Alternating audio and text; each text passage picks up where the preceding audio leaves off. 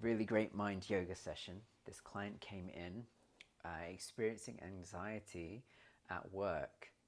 He works in sales and talking to people and has been a challenge for him. And we went on this whole journey where it was, oh, I really have trouble asking for money. Oh, it's not actually money, it's talking to people. Oh, it's not actually talking to people. It's when I was younger, I had this speech issue because I came from a different country and starting to speak English, it was challenging, and I had this physical element to that as well. And this whole journey where he got to go back and communicate with his younger self, who needed to know that it was okay not to worry. And it's such a beautiful session, and to end up with that, because I saw such a shift in the way he was holding himself, and also the way he then was communicating after he had that little mini revelation. And where he ended up was this idea of flow, that by releasing old worries and fears, he was able to communicate authentically and flow effortlessly, navigating obstacles with ease, kind of like water flowing. That was the imagery that came up for him. Water flowing and going around obstacles, and also driving, where at the start it can be challenging, but the more you do it over time, the easier it becomes, and the more second nature you get at it, and that's okay. And it was so great to have the session, not just to go on that journey, but to have the little revelation and to witness the change. It's such a beautiful thing with the mind yoga practice, to come in with one thing and then to leave with a whole different shift of perspective, and getting over that anxiety, and at least taking really positive steps in that direction.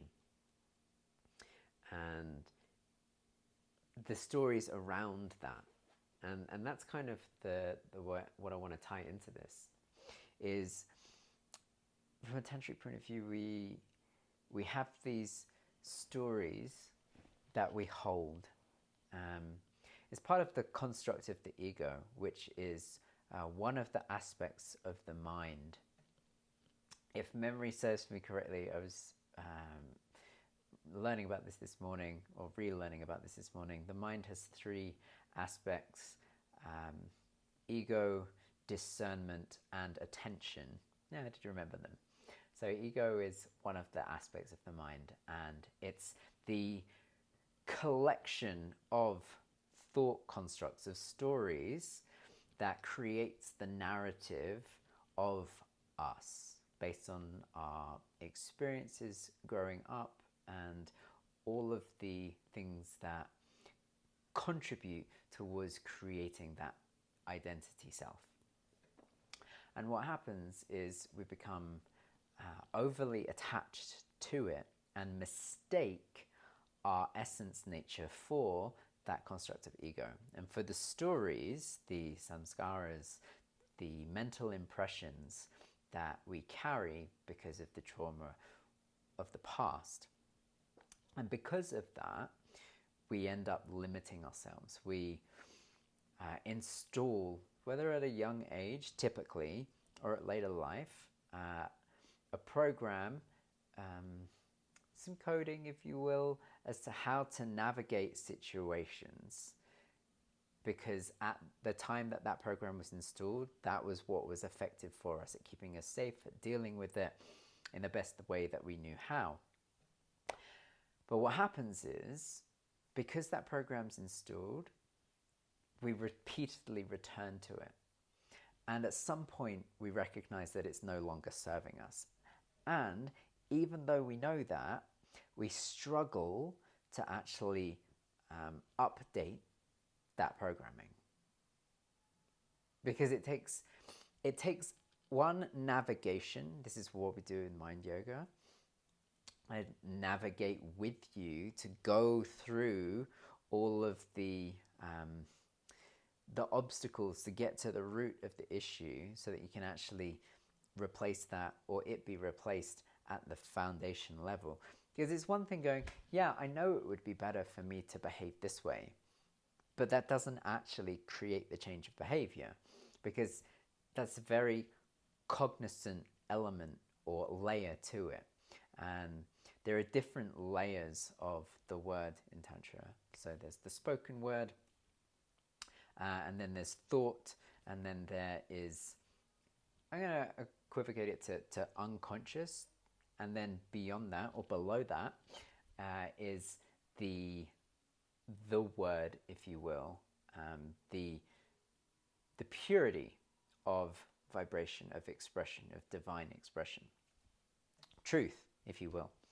And we don't typically speak truths.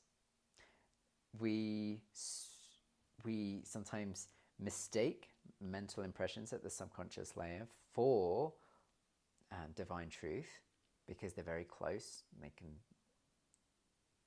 be conflated. Or we get stuck in thoughts, which then become verbal expression. To be able to overcome those old worries and old fears, oftentimes it requires not just introspection, but sometimes also a guide, someone who can assist in the navigation. Because it's kind of like, I see it as a Rubik's Cube that's fighting back. It's using the mind to update the mind, and the mind's very good at holding on. It doesn't like letting go of parts of itself. It's a hoarder. It's a hoarder. But if we can let it know that it's okay, that it's not a destruction, it's just an upgrade, then there is an element of melting away of awareness, consciousness from the egoic mind, to then be able to allow the mind to be a tool, a useful tool to conscious awareness, rather than conscious awareness be enslaved to the mind.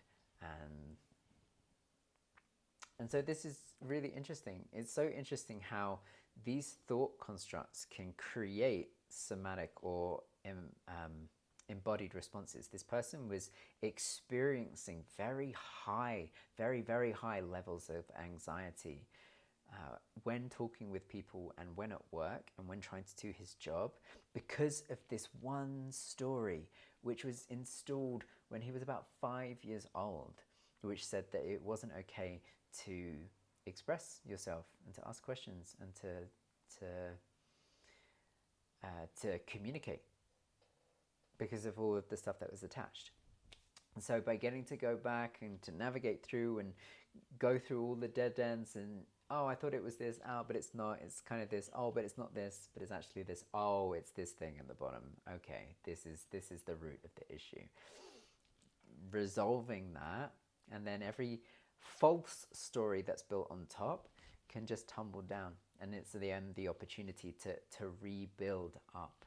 And it's a beautiful thing to witness, to be a part of, to have the trust to be able to go on that journey. So if you have been experiencing a fear, anxiety, communication issues, then there is the opportunity to resolve that. And if it's something that has been going on for a while, that anxiety felt in the body, and fear experienced in the mind, and perhaps it's a communication issue, or maybe it's a myriad of other things. They all express uniquely through our unique expression of self, based on all of our individual histories.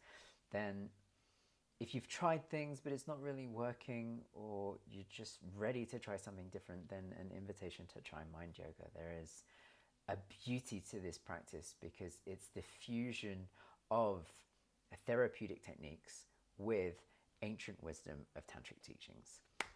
And I'm excited to share more with you soon.